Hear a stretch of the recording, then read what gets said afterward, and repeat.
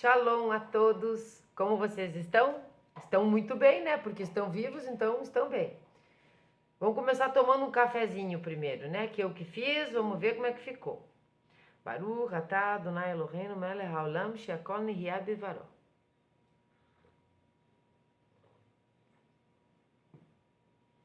Bom, eu não vou mentir, ficou ruim, mas eu vou tomar mesmo assim. Então, nós vamos agora para a Mishnah número 10 do capítulo 1 do Pirkei Avot, a Ética do Sinai, o nosso livraço. Eu sempre mostro porque talvez você que esteja chegando agora não saiba do que se trata. Se tratam das máximas dos mestres da época da Mishnah. Não há discussão aqui, simplesmente as máximas e aí os comentários e uma tentativa de trazer para a vida prática. A tentativa de trazer para a vida prática é mais minha, né? Porque os comentários são do senhor Irvin Bumim, o autor do livro, e isso ocorreu lá no começo de 1900, então não é exatamente para os dias de hoje. Então nós trazemos até nós e tentamos colocar na nossa vida prática a máxima desses grandes sábios. Hoje é dia 16 de Tevet de 5.784, é dia 28 de dezembro de 2023. Então vamos ler, desculpe, no hebraico primeiro a máxima e depois nós traduzimos em português. Não é transliterado, como eu sempre explico, então eu vou ler devagarzinho. Capítulo 1, Mishnah 10. Shemaya ve'avtalion kibelu mehem. Shemaya omer. Erov et amelacha, usna et harabanut, veal titivada larashut. O que isso quer dizer? Algumas palavras a gente já compreende, né? Shemaya e Avtalion receberam, aqui se receberam, tá entre parênteses sempre ensinamentos, tá? Deles quem? Daqueles que vieram antes. Então aí você vai precisar acompanhar os vídeos para entender. Aqui a Mishnah sempre vai dizer respeito àqueles mestres que vieram antes. Vou ler novamente. Shemaya e Avtalion receberam deles. Shemaya diz: ama o trabalho, despreza postos de mando e não te faças íntimo dos governantes. Bem criativo não, mas bem sugestivo, não é mesmo? Já esse comecinho. Já a máxima. Essa Mishnah diz respeito a um short, há uma história que ensina, lá da playlist Histórias que Ensinam, e nós vamos reconhecer quando eu for ler mais adiante. Vamos então para a Mishnah. Todos a bordo. Na batalha tripartite entre fariseus, saduceus e a casa de Herodes, o Sanhedrin, a instituição religiosa mais alta do povo judeu, frequentemente servia de joguete, no momento controlada por um grupo, depois por outro. Um sentimento de desilusão se estabeleceu entre os rabis quanto às posições religiosas institucionalizadas, com seus interesses voltados para o status quo e sua dependência dos eventos políticos prevalecentes. Uma época bem difícil para o Sanhedrin, né? Porque você ficar na mão dos saduceus, dos fariseus, da casa de Herodes, que era forte, não poder ter uma autonomia total, não é algo que agrade muito os judeus, né? Acho que ninguém, né? Bom, é melhor trabalhar com o suor da sua fronte do que aceitar cargos públicos, pois assim ficarás livre de sua corrupção e dependência. Então agora, entre aspas, ama o trabalho, diz Shemaya, e despreza a posição de poder. Esse é um homem alegar que sua instrução e conhecimento da lei tornam o trabalho subalterno impróprio para ele. Lembre que nossa tradição exalta o trabalho físico e considera toda atividade honesta preferível a se tornar dependente da comunidade.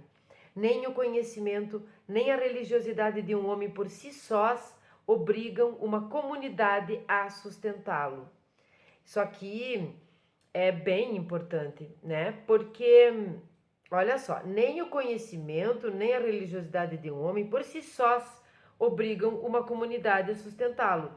Algumas pessoas precisam de patrocínio para algumas coisas.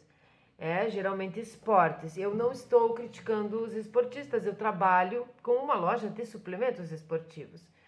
Mas houve um tempo onde isso virou muito moda. E as pessoas chegavam e diziam, olha, eu quero ser um fisiculturista, olha, eu quero ser algumas coisas bem difíceis de se transformar. Eu gostaria que você patrocinasse. O patrocínio dizia respeito a dar os suplementos, dizia respeito a pagar as idas a tal lugar para competições e tal. Não é assim que funciona, porque há uma disciplina muito grande, principalmente no fisiculturismo. Não pensem que é assim simplesmente, é o ego, é o beijinho no ombro. Não, uma disciplina muito grande. São pessoas que estão muito focadas. Não basta só comer ovo e frango.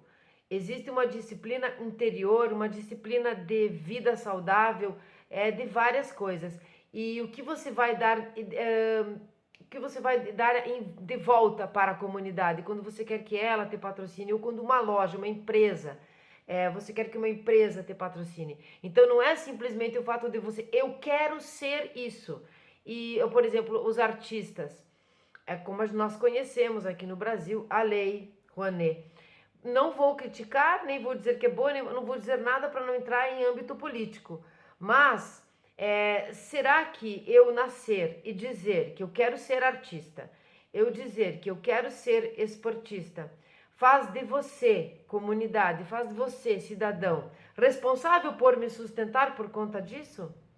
Então são coisas bem melindrosas, bem delicadas de se tratar, né? Eu patrocinei muita gente, mas muita gente eu achei que não tinha nada a ver, não tinha futuro e não me traria nada de volta, porque você precisa fazer essa troca de figurinha. Isso é um interesse no mundo da fisicalidade. Você precisa ter o retorno, né? Nesse sentido, não são caridades. Algumas caridades eu fiz. O Rabi Yitzhak era ferreiro. O Rabi Yohanan era sapateiro e Hillel um lenhador. Não há nada vergonhoso nem degradante em sujar as mãos fazendo o trabalho físico honesto. Se vocês estão estudando o Talmud essencial conosco, já sabiam que o Rabi Yitzhak era ferreiro, que o Yohanan era sapateiro e etc. Né? Nós estudamos isso lá. Nós vimos isso lá. Existe ainda um aspecto positivo. Não é somente uma questão de não se incomodar em trabalhar, mas de amar o trabalho também. Quem ama o trabalho que faz, o salário, o retorno, o dinheiro, o lucro que vem, mesmo sendo pequeno, parece enorme. Parece enorme. Algumas pessoas dizem que se você ganhar bastante dinheiro fazendo o que você faz, com certeza você vai ser feliz e vai amar o que você faz, nem sempre. Mas se você amar o que você faz, aí independe de quanto você ganha. Melahá, como terne, em grego, é a fabricação criativa, o trabalho com habilidade e arte. Ao lado de sua utilidade ou valor econômico, existe uma profunda satisfação no amor ao trabalho pela tarefa bem feita. Criar ou inventar algo novo com liberdade é expressar sua humanidade particular e até imitar a divindade. Né? Imitar, porque aqui nós falamos de criação, imitar nesse sentido. Deve-se criar do mesmo modo como ele criou. Ele, letra maiúscula.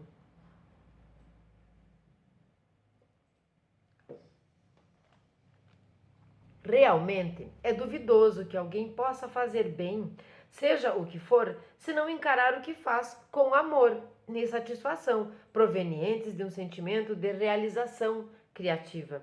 Mais ainda, para haver um mínimo de saúde e equilíbrio mental, é essencial fazer algo gratificante, pelo menos em algum setor da vida. sabe? Aquilo que te gratifica. Por exemplo, esse trabalho no YouTube é um trabalho de mitzvah e com indicação rabínica, eu já falei isso lá no começo. E quando existe feedback, né, mesmo que eu tenha pouquíssimos inscritos e não tenha um alcance muito bom no YouTube, eu acredito que isso vai mudar com o tempo. O trabalho é feito com muito amor. E a gratificação maior que eu sinto, e talvez seja a única gratificação, uma é porque eu estou fazendo o que eu amo fazer. E outra é quando o feedback das pessoas é positivo. É claro que existem algumas coisas que são críticas negativas e você contorna e aprende com isso, né? Mas quando existem pessoas que te dizem que está fazendo bem, que compreendeu aquilo que parecia tão difícil, que está vendo no judaísmo, já que é de judaísmo que estamos falando, um norte para a sua vida, que as coisas parecem que estão modificando, que você está mais forte, tem mais fé e tudo mais, enfim, te elogiam, ou melhor, elogiam o que você está fazendo, porque o elogio não é para você, né? Não é para Sharon. Não pode ser assim e não pode ser encarado assim. Não é um concurso, né, de quem caminha melhor, quem canta melhor, não quem dança melhor, quem é mais bonito, mais alto, não é, né? Mas aquilo que você traz. Então, quando a pessoa elogia o trabalho que você está executando, é muito gratificante. E isso não tem a ver com parte financeira. Quando eu vendo no meu negócio um produto e a qual a pessoa não conhecia muito, e eu explico o funcionamento, o que vai fazer no seu corpo, como é que você pode tirar o melhor daquele produto, que seja saudável, dou as explicações, e a pessoa vai embora, quando ela retorna dizendo que gostou da explicação, que gostou do produto, que viu veracidade, que está grata, que isso é gratificante demais para quem trabalha no comércio. Quando a pessoa volta e diz que gostou e vai levar de novo por conta da sua explicação, do seu trabalho, isso é extremamente gratificante. Me desculpe de entrar num lado tão particular, mas é isso que nós temos que sentir, nem que seja no âmbito da vida.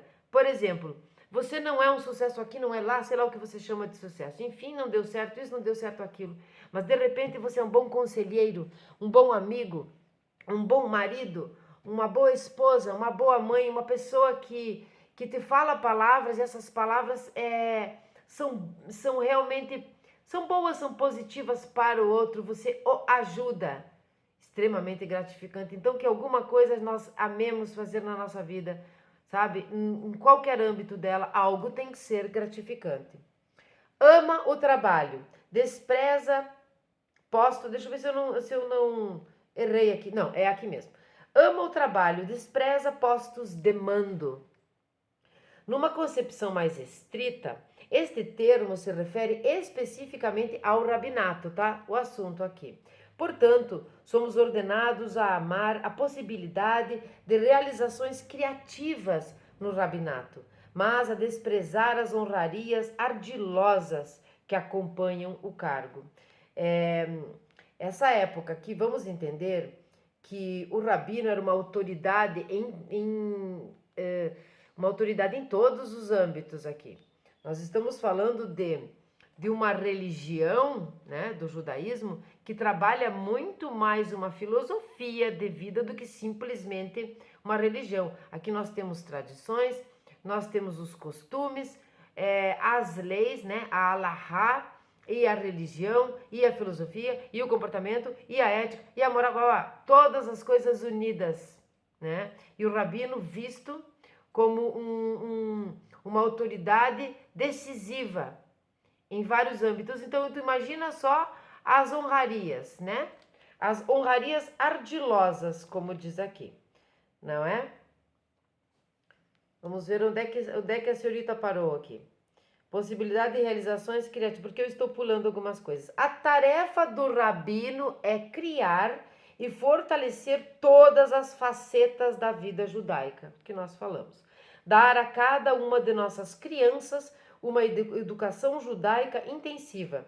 Construir um mikveh na comunidade, aquelas, vamos chamar de piscinas, de purificação e assegurar que ele seja bem frequentado. Supervisionar a kashrut, né, a alimentação kasher. Até hoje, tá, gente? Até hoje são rabinos, são pessoas especializadas que inspecionam a comida kasher. Eu já falei para vocês que aqui no Brasil nós temos muitas empresas que vendem comida kasher com o selo, tá, de autenticidade, de pureza. E de pureza no sentido kashrut, tá? Ver se os famintos são alimentados e os fracos amparados.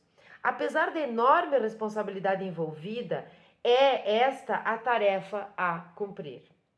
A única postura adequada ao entrar para o rabinato é amar o trabalho e permanecer indiferente às honrarias. Vocês conhecem rabinos? Vocês, Bnei Noach? Porque os judeus, obviamente. Vocês conhecem rabinos? Vocês conhecem vários rabinos? Vocês tiveram a impressão de os vê-los mais por aí quando começou essa onda da internet, principalmente depois da pandemia? Vocês assistem vídeos dos rabinos? Vocês já tiveram a oportunidade de conhecer um rabino? Você que está numa cidade grande, de conhecer um rabino? Você tem um rabino que te aconselha? Então você... ninguém melhor do que você para saber se o que você segue é indiferente às honrarias, porque muitos não são. Com efeito, a única base legítima para a honra nesta posição não é o título, mas os esforços e realizações do ministério. Não é o cargo que honra o homem, mas o homem quem confere honra ao cargo. Esta frase deveria ser colocada numa bandeira. Aqui na minha cidade estão fazendo uma praça com bandeiras. Uma bandeira, um outdoor, escrever na parede da sua casa para você sempre olhar, ler e compreender que, vou ler novamente, não é o cargo que honra o homem, mas o homem quem confere honra ao cargo. Se você encontrar alguém fazendo a limpeza das ruas, bem vestido que eu digo é limpo, tá? Não é com roupa chique. É cheiroso ou barbeado, se não for um judeu. Se for um judeu, tem que ter barba. Uma mulher bem colocada, usando um brinquinho, limpando as ruas de forma delicada, de forma amorosa, não pelas ruas ou porque está limpando para os cidadãos, mas pelo trabalho. Ele honra o trabalho que parece ser simples. E que quantas vezes passa uma pessoa por essas... e sequer diz um bom dia, não é? Agora, essa pessoa honra o trabalho. Agora, e aquele cheio de título, com tanto título que já não cabe mais na parede, tem estatueta, pagou para participar do baile tal, em homenagem a ele mesmo, pagou a mesa, pagou um monte de coisa, mas é o fulano de tal. Aí tem um troféu disso, daquilo, daquele outro, cheio de honrarias, e títulos, por coisas que a vida acabou levando lá, não estou dizendo que é todos, tá? E a vida pessoal é uma porcaria, é um desonesto e sequer na profissão é competente, e sim cheio de títulos. Esta pessoa, vamos ler a frase novamente, não é o cargo que honra o homem, mas o homem que confere honra ao cargo. Esse cargo pode parecer elevar esse homem, mas só perante a sociedade, só perante os puxa-sacos, porque esse cargo não honra esse homem, porque esse homem não é honrado. Isso são só exemplos, tá, gente? Porque tem o contrário também em tudo que é canto. É claro que a comunidade deve respeitar o rabino, contudo, o próprio ministro deve se lembrar de que a honra e o respeito são pela Torá e pelo seu trabalho, não por ele.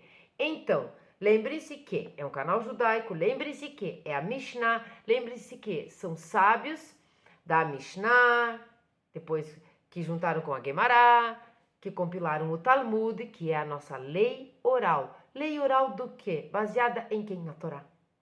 Torá é de quem? É divina, é de Hashem, é de Deus. Então, que honra tem o homem em trazer isso, em falar sobre isso, em ser o rabino. A honra está na Torá. Ele é um mensageiro que deve honrar o cargo. Ai, que lindo que é isso.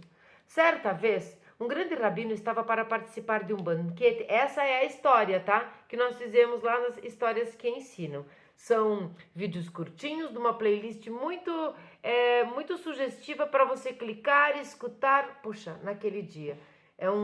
Sabe? É um minuto que vale muito a pena. Vamos para a história.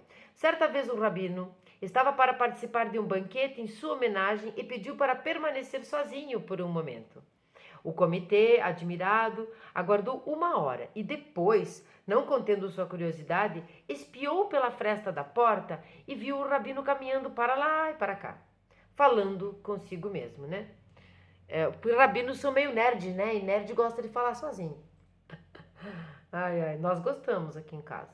Temendo que algo estivesse saindo errado, os homens se aproximaram dele e perguntaram se ele estava doente. Não, respondeu o rabino, sorrindo. Eu estava somente antecipando os louvores e elogios que vão se acumular sobre mim. Existe sempre uma tendência a acreditar no que está sendo dito, mas a força dessas declarações provém do fato de serem os outros que os estão fazendo. Durante a última meia hora, eu fiquei repetindo para mim mesmo todos os elogios e louvores que poderão ser proferidos mais tarde. E não estou impressionado. Espero que este exercício me permita continuar não impressionado mais tarde. Nossos rabinos realmente disseram: a honra foge daqueles que a perseguem e persegue aqueles que dela fogem. Olha que sábio esse rabino. Quando você escuta um monte de elogios, até porque quando você tem títulos, né? Eu não recebo elogio nenhum porque eu não tenho título de coisa nenhuma, então eu não recebo. Então eu sei o outro lado. Mas vamos dizer assim que eu recebesse muitos elogios por graduação, pós-graduação, mestrado, pós-doutorado, quadriculado, todos esses tipos de coisa. E recebesse honrarias e coisas. Enfim, fiquei famosinha. Quando você escuta isso das pessoas, e elas são muitas, é muito difícil controlar o seu ego. É muito difícil olhar para você da maneira como você é. Você vai olhar para você com aquilo que você escutou. Se eles estão dizendo que eu sou maravilhosa, eu sou maravilhosa. Estão todos me aplaudindo, né? O anfiteatro está lotado. Todos conhecem o meu nome, a minha vida, minhas coisas. Eu sou o maioral. O que isso faz? O que isso produz em nós se nós não tivermos muita Torá? Olha a Torá aqui, muita Torá. E soubermos que nada, absolutamente nesta vida nós fazemos de bom sozinhos. Hashem sempre está conosco. É Ele que arremata o final do seu crochê, não é você. É Ele que fica junto com você enquanto você tece a sua vida. Então, a postura desse rabino foi: primeiro eu vou falar as coisas aqui, tudo que eu vou escutar, para não me engrandecer no momento, para saber o tamanho que eu realmente tenho. E mesmo que seja um rabino muito elevado, quanto mais elevado de verdade, genuinamente ele for, mais ele sabe o quanto ele é unicamente um sócio de Hashem. E é Hashem que faz todas as coisas, porque a honra está na Torá, porque a Torá é divina. Então, os golinhos aqui, está frio e ruim. Se alguém souber me ensinar a fazer café, por favor, coloque nos comentários, porque teve em todos esses que eu fiz desde que começou o canal, eu acertei um. Vamos agora para o próximo subtítulo. Não é uma Mishnah longa, mas ela é muito, muito importante. E não te faças íntimo dos governantes. Olha que atual. Quanta gente aí tirando foto com os governantes quando ganha um lado da política. Aí perde aquele lado lá, perdeu a mamata, de repente na próxima eleição de sei lá o quê, né? Seja qual é o âmbito do estado for, lá está a pessoa fazendo selfie com o outro. Complicado, né? Bom, e não te faças íntimo dos governantes. Como regra geral, este ensinamento insta o rabino, lembrem-se, tá? Porque eu viajo aqui no assunto, mas nós estamos falando do rabino, tá? E vamos trazer para cá em todas as profissões, mas nós estamos falando de uma profissão diferenciada, não é uma profissão, é uma missão, né?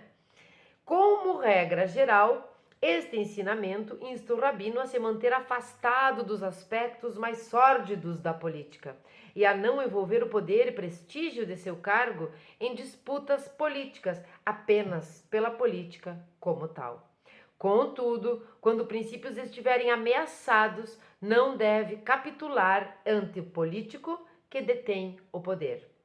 Ao largo da nossa história, os governantes tentaram estabelecer rabinos do Estado, tá? Entre aspas, ou líderes judeus quase oficiais, que representariam a comunidade judaica perante o governo e vice-versa. Quando os líderes judaicos autênticos se recusaram a se tornar marionetes dos dirigentes tirânicos, pessoas oportunistas e sem qualificação agarraram a oportunidade e acabaram causando muitos danos ao nosso povo. Isso é uma faca de dois gumes, não é? Não quero me envolver porque política não é para pessoa séria. Mas se uma pessoa que é séria não encarar a política, né, alguma pessoa séria não encarar, os não sérios encararão. É quando você vê muita maldade no mundo e se omite. Então, às vezes, não é aquilo que os maus estão fazendo, mas é aquilo que os bons não estão fazendo, estão deixando de fazer, né? Então, quando vaza uma água de algum lugar, ou você limpa logo, ou ela se espalha, né? E molha tudo. Vamos lá. Para aqueles que gostariam de cerrar fileiras com eles, Shemaiah diz, Shemaiah é o nosso sábio da Mishnah 10, não te faças íntimo dos governantes.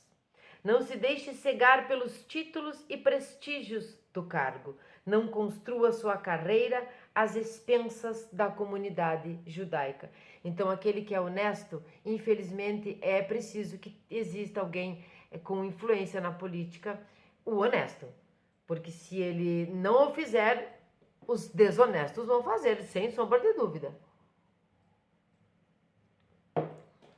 Vamos lá.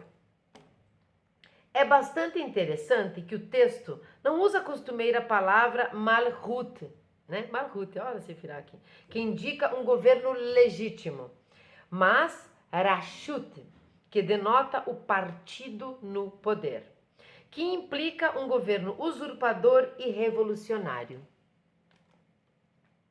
A história mostra que os judeus têm sido a linha de frente de muitas revoluções nos tempos modernos. As nossas ânsias e crenças messiânicas sempre nos fizeram enxergar um ideal em cada levante contra a tirania e a ditadura.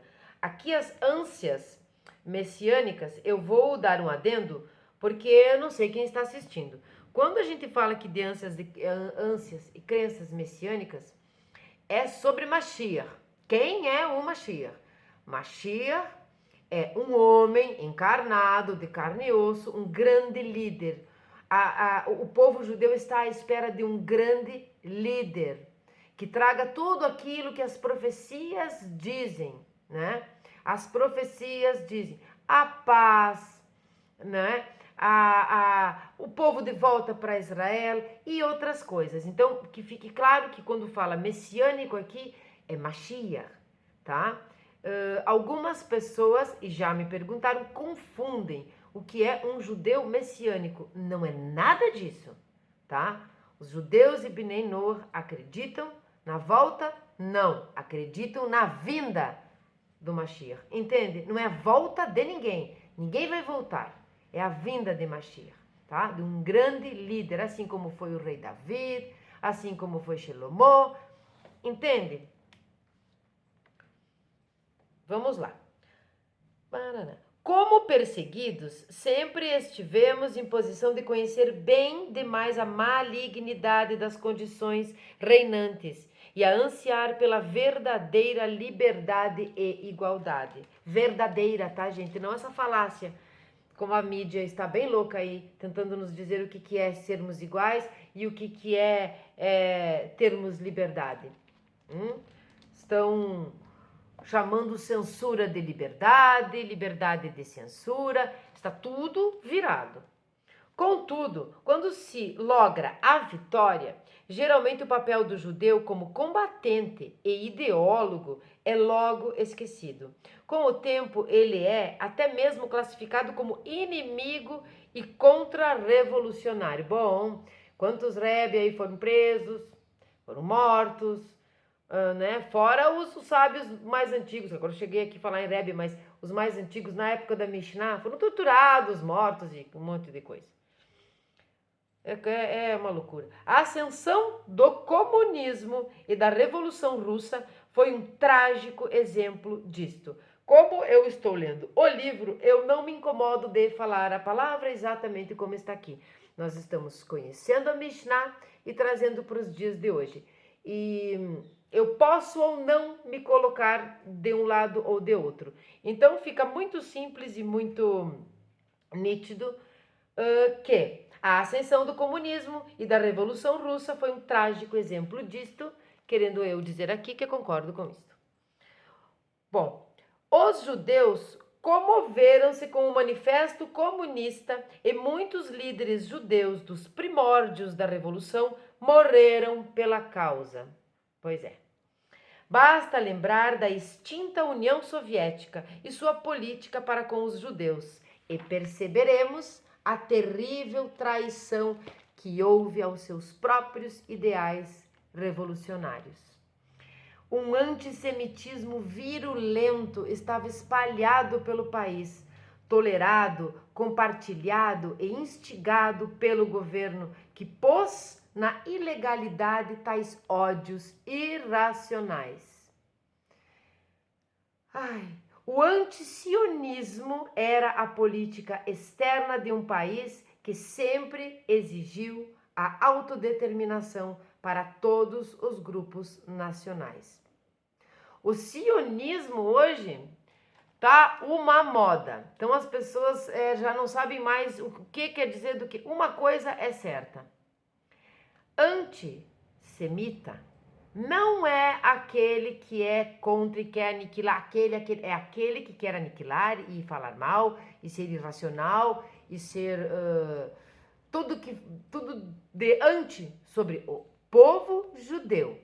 E se você, Bnei Noach, não sentiu no couro, na pele, o preconceito e um pseudo-antissemitismo com você mesmo, porque você não saiu nas ruas ainda, não falou com pessoas que são de outras religiões ou que viram você sair de uma religião para entrar em outra. O antissemitismo hoje, no meu ignorante entender, é contra judeu e Bnei Noach.